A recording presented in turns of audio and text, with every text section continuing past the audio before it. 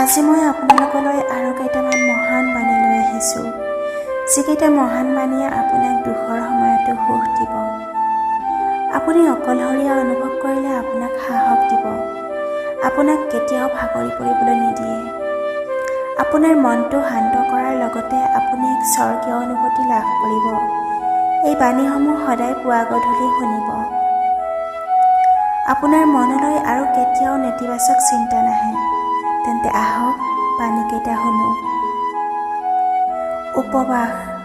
মানুহে উপবাসে থাকে, অৰ্থাৎ দিনটোত আহাৰ গ্ৰহণ নকৰে, কিন্তু মনত আনৰ প্ৰতি ঘৃণা, খং, লোভ, লালসা, নেতিবাচক বিচাৰ দি পাগলি থাকে। গতিকে উপবাসে থকাৰ কিবা অৰ্থ থাকিলেনে বাৰু?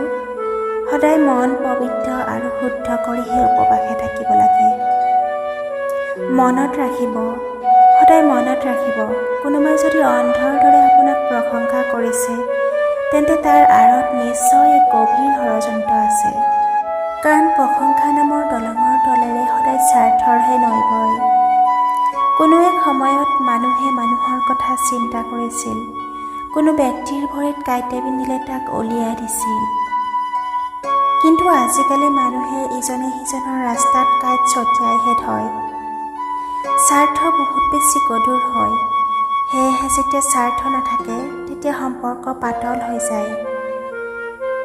ইমান সোনকালে পৃথিৱীৰ কোনো বস্তু সলনি নহয়, যিমান সোনকালে মানুহৰ স্বভাৱ আৰু দৃষ্টি সলনি হয়। ব্যক্তি কেতিয়া বেয়া হয় জানেনে? যেতিয়া মানুহৰ মনটো মিছা, লোভ আৰু লালসাৰ প্ৰতি আসক্ত হয়। অপ্ৰিয় হ'ব পাৰে, কিন্তু একেবাৰে সত্য কথা।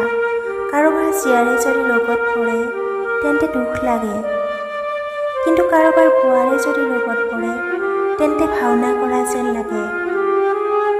এটা সময় আছিল, মানুহৰ ঘৰবোৰ কেঁচা আছিল, কিন্তু মনবোৰ সঁচা আছিল।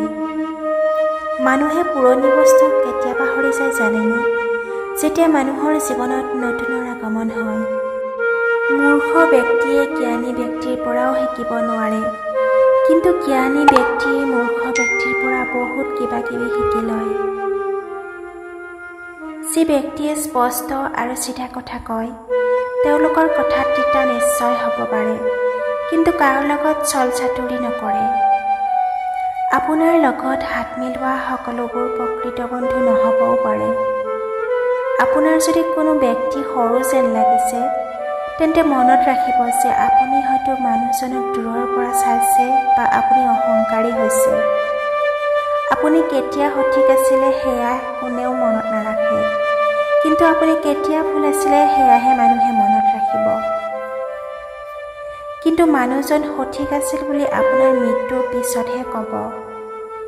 পৈতৃক সম্পত্তিৰে মানুহে নিজৰ সপোন পূৰণ কৰে, কিন্তু নিজৰ সম্পত্তিৰে মানুহে কেৱল নিজৰ দায়িত্বহে পূৰণ কৰে। প্ৰশংসা আপুনি যিমানেই নকৰক, অপমান ভাবি গুণিহে কৰিব, কাৰণ অপমান এনেকুৱা এটা ঋণ, যি সুবিধা পালে মানুহে সুতে মুনে ঘূৰাই দিয়ে। শিলৰ এটা দোষ, ই কেতিয়াও গলি নাযায়, কিন্তু এটা আচৰিত গুণ আছে, ই মানুহৰ নিচিনা কেতিয়াও সলনি নহয়। সা সম্পত্তিৰ গৰমে প্ৰায়ে মানুহৰ সম্পৰ্ক জ্বলাই দিয়ে। আপোনাৰ লগত কোন কোন আছে আৰু আপোনাক কোনে ত্যাগ কৰিছে সেয়া জানিবলৈ কেতিয়াবা নিজকে তল পেলাই চাব লাগে। এইটো কথা সদায় মনত ৰাখিব, জীয়াই আছে যেতিয়া অপমানটো পাবই, কাৰণ মৃত্যুৰ পিছত প্ৰশংসাহে পোৱা যায়। জীৱনটো বৰ বেছি সময়ৰ বাবে নহয়, গতিকে ইয়াক হাঁহি হাঁহিয়েই কটাওক, কাৰণ স্মৃতিহে উভতি আহে, সময় নহয়। পৃথিৱীত এনেকুৱা এটা বস্তু আছে, যাক কেতিয়াও ওপৰলৈ তুলিব নোৱাৰি। পৃথিৱীৰ সকলো বস্তুকে ওপৰলৈ তুলিব পাৰি, কিন্তু আপোনাৰ চিন্তা যদি নিম্ন স্তৰৰ হয়, তেন্তে কেতিয়াও তাক উচ্চ স্তৰলৈ উঠাব নোৱাৰি। আপোনাৰ কামেহে আপোনাৰ পৰিচয় সৃষ্টি কৰে, নহ'লে এনে কামৰ হাজাৰটা মানুহ আছে। সেয়েহে নিজৰ কাম কৰক আৰু নিজৰ পৰিচয় সৃষ্টি কৰক। সাধুতা আৰু সততা আপুনি গোটেই পৃথিৱীত বিচাৰক, ক'তো নাপাব, যদিহে আপুনি নিজৰ ভিতৰত নাপায়। অতীত হৈ যোৱা সময়ক আপুনি সলনি কৰিব নোৱাৰে, আপোনাৰ হাতত নাই, কিন্তু আহিবলগীয়া সময়ক সলনি কৰিবলৈ আপোনাক কোনেও ৰখাব নোৱাৰে। জীৱনত কেতিয়াবা এনেকুৱা ভাল কাম কৰিব লাগে যাৰ ভগৱানৰ বাহিৰে আন কোনো সাক্ষী নাথাকে। জন্ম লোৱাটো ভাগ্যৰ কথা, মৃত্যু হোৱাটো সময়ৰ কথা, আৰু সকলোৰে মাজত স্মৰণীয় হৈ ৰোৱাটো কৰ্মৰ কথা।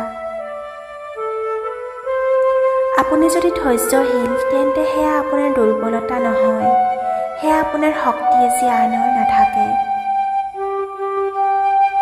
মানুহ সদায় নিজৰ বিশ্বাসেৰে নিৰ্মিত হয়, যিয়ে যি বিশ্বাস কৰে সেয়াহে হয়। পৃথিৱীৰ সকলো বস্তু নকল কৰিব পাৰি, কিন্তু কাৰোবাৰ চৰিত্ৰ আৰু ব্যৱহাৰ কেতিয়াও নকল কৰিব নোৱাৰি। সেয়েহে ব্যক্তিভেদে চৰিত্ৰ আৰু ব্যৱহাৰ বেলেগ বেলেগ। নিজৰ চিন্তাধাৰাক নিয়ন্ত্ৰণ কৰক, কাৰণ আপোনাৰ চিন্তাধাৰাই আপোনাৰ স্বৰূপ। যদি আপোনাৰ কৰ্মৰ উদ্দেশ্য মহান, তেন্তে আপোনাৰ ভাগ্য কেতিয়াও বেয়া হ'ব নোৱাৰে। সময় সৃষ্টি কৰাজনক অলপ সময় দি চাওক, আপোনাৰ সময় সলনি কৰিব।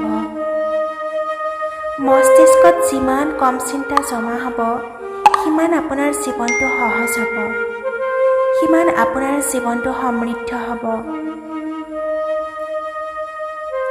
কাৰোবাক যদি টকা পইচাৰে সহায় কৰে, তেন্তে চাই চিতিহে কৰিব, কাৰণ আপোনাৰ নিজৰ পাবলগীয়া পইচা পিছত ভিক্ষাৰীৰ দৰে খুজি থাকিবলগীয়া হয়। সন্মান কাক কৰা হয়? প্ৰয়োজনীয়তাকহে সন্মান কৰা হয়, কোনো ব্যক্তিক নহয়। প্ৰয়োজনীয়তা শেষ, সন্মানো শেষ। মানুহৰ এটা আচৰিত গুণ, কোনো ব্যক্তিৰ মৃত্যু হ'লে কান্দে, আৰু জীয়াই থাকোঁতে সেইগৰাকী ব্যক্তিকে কন্দুৱায়। কোনো ব্যক্তিৰ আচল চৰিত্ৰ কেনেকৈ গম পাব পাৰি জানেনে? যেতিয়া ব্যক্তিগৰাকীৰ আপোনাৰ লগত কোনো স্বাৰ্থ নাথাকে। সঁচা কথাক মানুহে আওকাণ কৰে, আৰু মিছা কথাত মানুহ জঁপিয়াই থাকে।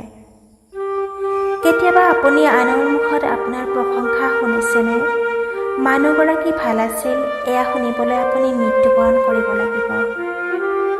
কাৰণ মানুহে প্ৰশংসা কৰে মৃত্যুৰ পিছতহে। মানুহে কেতিয়া আপোনাৰ কথা শুনিব জানেনে? যেতিয়া আপুনি তেওঁলোকৰ কামত আহিব। আপুনি তেওঁলোকৰ প্ৰয়োজনীয়তা পূৰণ কৰিব পাৰিব, কাৰণ চাকি গছি জ্বলোৱাৰ পিছত কাঠিডাল নুমুৱাই দিয়া হয়। কি আচৰিত! মানুহে যেতিয়া ভগৱানৰ পৰা বিচাৰে, তেতিয়া লাখত বিচাৰে, কোটিৰ ঘৰত বিচাৰে। কিন্তু যেতিয়া মন্দিৰলৈ যায়, তেতিয়া মোনাত এটকীয়া দুটকীয়াহে বিচাৰে। দাপোনৰ সন্মুখত সকলোৱে নিজকে সজাই পৰায়, কিন্তু দাপোনৰ নিচিনা কোনেও অন্তৰখন নিকা নকৰে। মানুহে তেতিয়া আপোনাৰ ওচৰলৈ নাহে, যেতিয়া আপুনি দোষী হৈ থাকে বা দুখত থাকে। তেতিয়াহে আহে যেতিয়া তেওঁলোকে নিজেই দোষী হৈ থাকে বা দুখত থাকে। জীৱনটোৱে মানুহক এনে সমস্যাত নেপেলায়, এইকাৰণে পেলায় যাতে মানুহে নিজক চম্ভালিব পাৰে। মানুহৰ নিজক বেয়া বুলি ক'বলৈ সাহস নাই, সেয়েহে মানুহে কয় সময়হে বেয়া। আনৰ দুখ গুণ বিচাৰ কৰি থকা মানুহবোৰ মাখিটোৰ নিচিনা, যিয়ে সকলো ভাল বস্তুক আওকাণ কৰি কেৱল বেয়া বস্তুতহে ধ্যান দিয়ে।